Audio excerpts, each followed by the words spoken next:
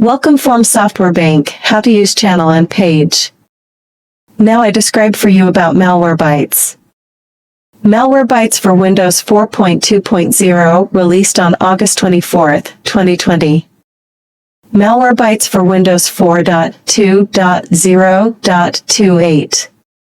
Here is a summary of the features, improvements, and fixed issues in this release as 2023 version.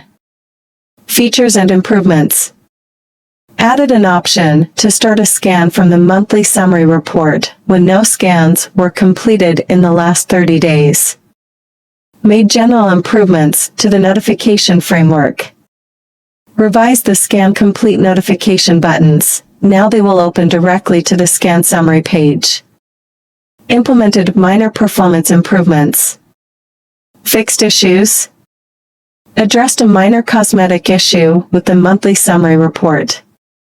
It's always recommended to keep your antivirus software up to date, so I would suggest updating to Malwarebytes for Windows April 5, 2029 to benefit from these new features and improvements.